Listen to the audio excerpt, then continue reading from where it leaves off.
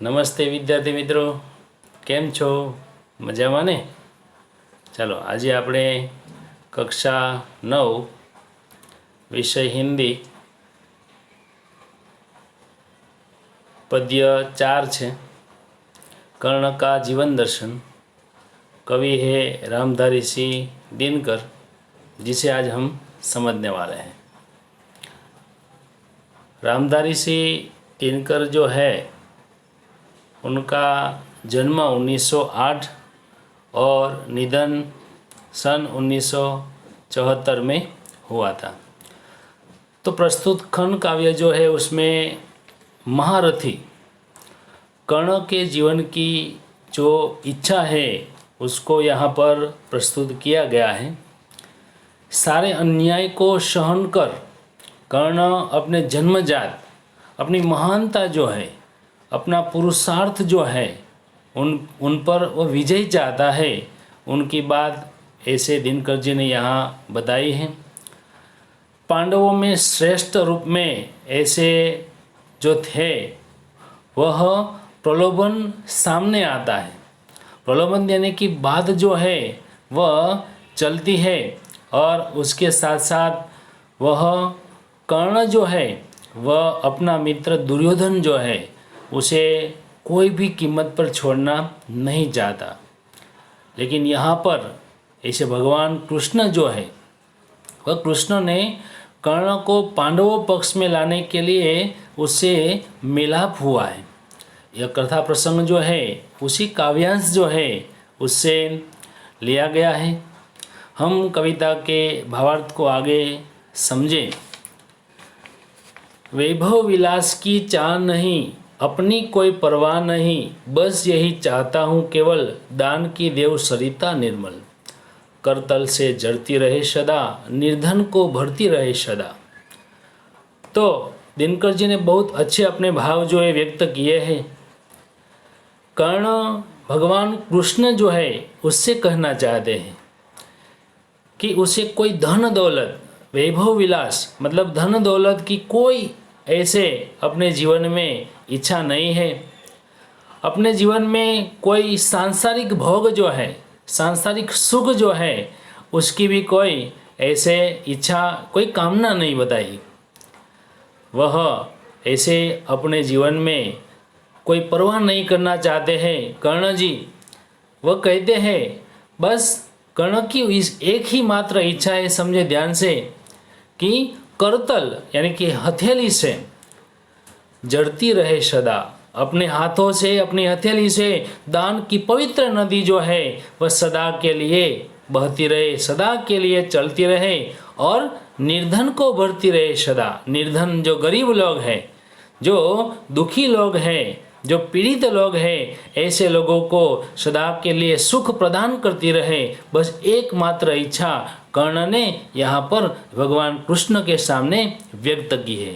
कर्ण चाहता है कि सदा के लिए उसके हाथों से दान की नदी बहती रहे।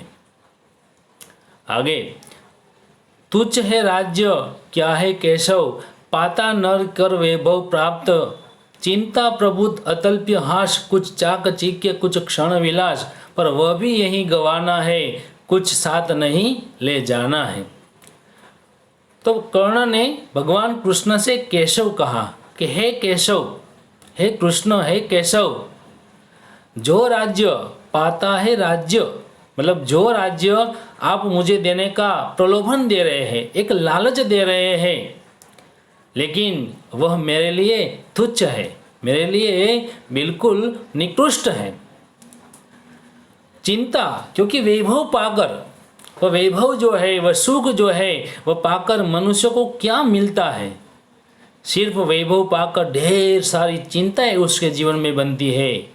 थोड़े समय के लिए हंसी खुशी आती है और थोड़ी ऐसी चमक दमक, थोड़ा समय के लिए सुख भोग जो है वह मिलता है। इसके अलावा इनसे कुछ भी प्राप्त नहीं होने वाला। पर ये सारी चीज़ें जो है उसे यहीं गंवाना है, मतलब कि यहीं छोड़ देनी पड़ती है, यहीं पर छोड़ के जाना पड़ता है और खाली हाथ कुछ साथ नहीं ले जाना है, मतलब कि कुछ खाली हाथ ही यहाँ से जाना पड़ता है। इसलिए हे केशव, मुझे आप प्रलोभन दे रहे हैं, वह मेरे लिए कोई काम का नहीं है, मेरे लिए वह निकृष्ट है, मेरे लिए वह क्षुद्र है, नहीं चाहिए मुझे यह प्रलोभन। आगे बताया, मुझसे मनुष्य जो होते हैं कंचन का भार ढोते हैं, पाते हैं धन बिखराने को, लाते हैं रतन लुटाने को, जग से न कभी कुछ लेते हैं, दान ही हृदय का देते हैं। तो ऐसे कर्ण भगवान कृष्ण से कहते हैं, कर्ण ने कृष्ण से कहा कि हे कृष्ण, उसके जैसे जो मनुष्य होते हैं, मुझसे मनुष्य, मेरे जैसे जो मनुष्य होते हैं, वो कभी कंचन यानी कि सोने का भार नहीं ढोते हैं, मतलब सुख वैभव जो है, सुख आनंद जो है, उसका जीवन कभी जीते नहीं है। पाते हैं धन बिखराने को, वे धन जो है बटोरते हैं, लेकिन वह धन प्राप्त करते हैं किसी को बांटने के लिए, किसी के मदद करने के लिए वह धन बांटते हैं। और वह बहुमूल्य रतन जो है, रत्न रूपी जो समृद्धि है ना, वह कोई बहुमूल्य वस्तुएं जो है ना, वह बांटने के लिए ही होते हैं। कर्ण जैसे लोग कहते हैं, कर्ण भगवान केशव कृष्ण से, जग से न कभी कुछ लेते हैं, दान ही हृदय का देते हैं। मतलब कि संसार से कभी कुछ भी लेने की उसकी इच्छा जो है नहीं बनती, और हृदय का दान देना मतलब कि अपने हृदय को वह दान रूप में प्रदान करते हैं, मतलब कि वह दुखियों पर दया करते हैं, दुखियों पर ही उसकी दया भावना जो है हरमेश के लिए बनी रहते हैं। आगे बता दे, प्रासादों के कनकाब शिखर होते कबूतरों के ही घर, महलों में गरुड़ न होता है, कंचन पर कभी न सोता है, बसता वह कहीं पहाड़ों में, सैलों की फटी दरारों में। प्रासाद यानी कि महल जो है वह, प्रासाद कनकाब सोने की आभा वाला शिखर जो है प्रासाद के रूप में होता है। राजमहल जो है वह, राजमहल की बात यहाँ बताई भगवान कृष्ण से, ऐसे कर्ण ने बताया है कि सोने जैसी चमक वाला, सोने जैसी आभा वाला राजमहल जो है, उनकी चोटियाँ जो है, उनका शिखर जो है कबूतरों का घर बनती है। कबूतर वहाँ निवास करते हैं, कबूतर वहाँ रहते हैं। कनकाब शिखर जो है, आभा वाला शिखर जो है, वहाँ कबूतरों का घर बनता है। महलों में गरुड़ न होता है, कंचन पर कभी न सोता है। गरुड़ पक्षी जो है वो कभी महलों में रहता नहीं है। कंचन सोना जो है, वह सोने की बिस्तर जो है उस पर कभी वह नहीं सोता, कंचन पर कभी न सोता है, बसता वह कहीं पहाड़ों में। ऐसे गरुड़ पक्षी जो है उसका निवास जो है वो पहाड़ में होता है, पहाड़ में वह रहता है, शैलों की फटी दरारों में। शैल यानी कि पर्वत जो है, उसकी फटी दरार जो है, फटी दरारों में ही उनका घर बनता है। तो यहाँ पर ऐसे कर्ण जो है भगवान कृष्ण से गरुड़ के साथ अपनी तुलना करते हैं। गरुड़ जैसे अपने आप को बताते हैं कि ऐसे सुख वैभव जो है उनकी कोई उसके जीवन में चाह नहीं है। आगे, होकर समृद्धि सुख के अधीन, मानव होता नित तपः क्षीण, सत्ता किरीट मणिमय आसन करते मनुष्य का तेज हरण, नर विभव हेतु ललचाता है, पर वही मनुष्य को खाता है।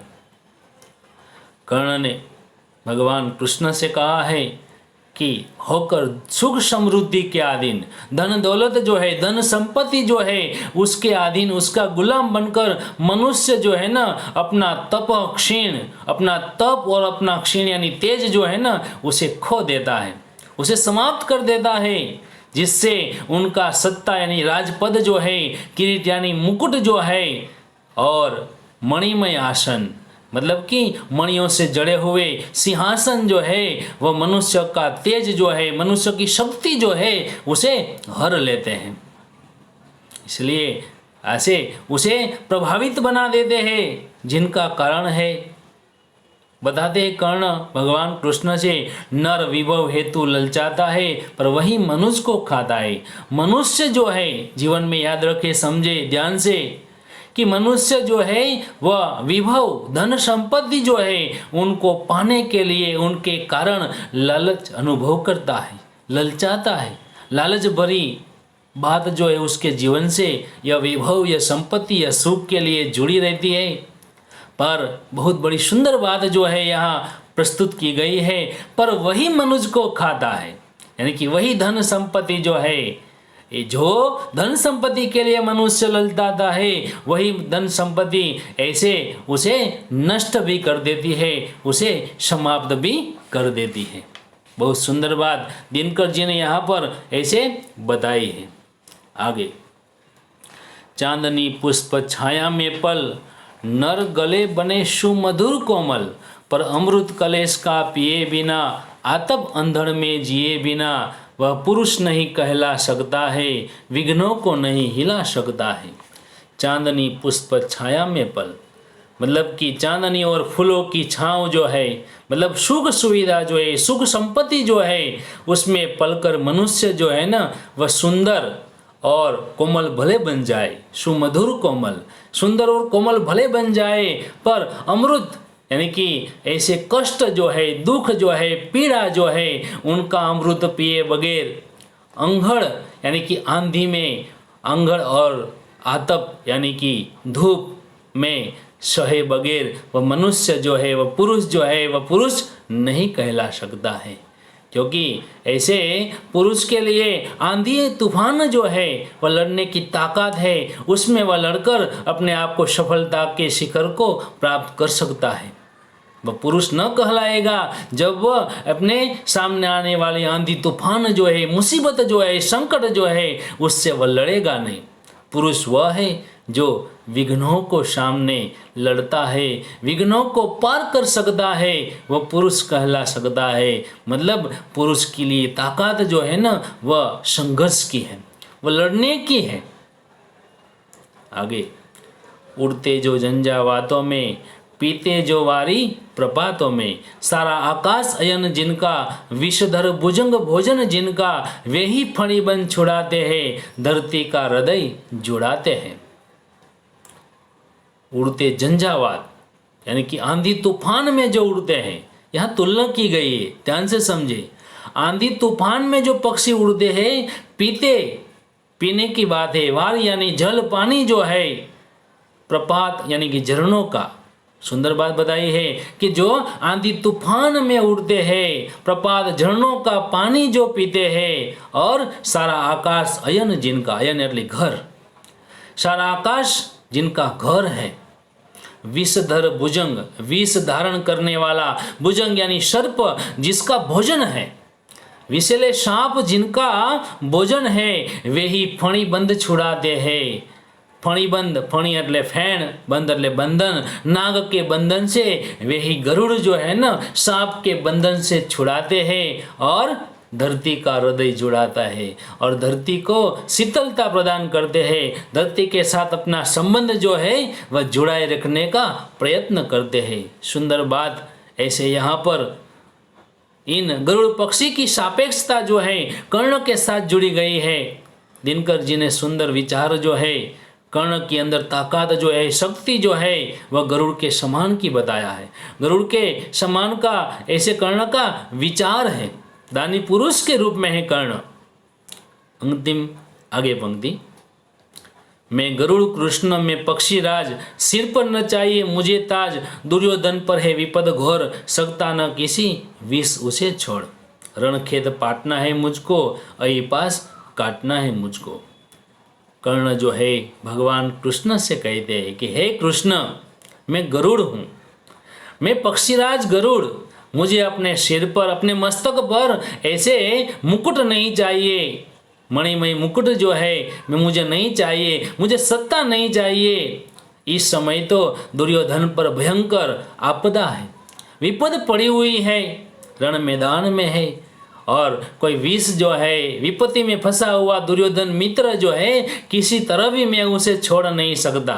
संकट आन पड़ी है, कर्ण जो है वह दुर्योधन का परम मित्र है और मित्र पर आई हुई संकट जो है, रण मैदान में है, युद्ध मैदान में है, अंतिम समय है, संकट आ पड़ा है, तो ऐसे संकट समय पर दुर्योधन का मित्र कर्ण जो है उसका साथ कभी नहीं छोड़ना चाहता। भले ही पांडव पक्ष में रहकर कृष्ण भगवान जो है वह ऐसे कर्ण से उसके पक्ष में ले जाने के लिए प्रयत्न करते हैं, लालच देते हैं, फिर भी सच्चा मित्र होने के नाते उसे वह लालच, वह मुकुट, वह सत्ता नहीं चाहिए। उसके लिए मित्र के सामने वह सब कुछ तुच्छ है। आगे बताया, रणखेत पाटना है मुझको, अहिपेश काटना है मुझको। मुझे तो युद्ध क्षेत्र में उतरना है, रण मैदान में जाना है, जहां पर ऐसे दुर्योधन पर विपदा आन पड़ी है और दुर्योधन जो है उसे नागपाश से काटना है। नाग એટલે सर्प जो है उसका पास, बंधन जो है अहिपाश काटना है। जिस प्रकार गरुड़ विषधर भुजन का भुजन करके ऐसे फणिबंध नागबंधन से छुड़ाते हैं, उसी प्रकार कर्ण जैसा कर्ण महान महारथी जो है ना, वह ऐसे इस बंधन से, इस आपदा जो है उससे अपने परम मित्र दुर्योधन का साथ न छोड़कर उससे बचाना चाहता है। तो विद्यार्थी मित्रों, यह कर्ण की बात हमारे सूरत शहर जो है उससे भी बहुत बड़ी जुड़ी हुई है। हम जानते हैं कि कर्ण की भूमि हमारा सूरत शहर है, दानवीरों की भूमि है। कर्ण दानवीर था, सदा के लिए चाहता है कि उसके हाथों से दान बहता रहे। किसी के लिए दया, प्रेम भाव जो है कर्ण के जीवन से जुड़ा हुआ है। और ऐसे ही कर्ण की कुंवारी भूमि जहाँ पर उसका अग्निदाह दिया गया, ऐसी सूरत की पवित्र भूमि जो है वह भी ऐसे कर्ण की भूमि है, जिनके कारण हमारे शहर में भी ऐसे बहुत बड़े कर्ण दानवीर जो है आज हुए हैं, जिनके कारण हमारा शहर जो है बड़ी बड़ी आपत्ति आती है तो भी ऐसे दान के कारण जल्दी से उबर जाता है, जल्दी से उसे बाहर निकल आता है। तो सुंदर विचार जो कर्ण के जीवन के हैं, कर्ण दानी है और दानी होकर भी वह ऐसे अपना पक्का दोस्त जो है, मित्र जो है, उसका साथ नहीं छोड़ने की बात जो है वह दिनकर जी ने यह कर्ण के जीवन के द्वारा हमें समझाने का प्रयत्न किया है। Thank you.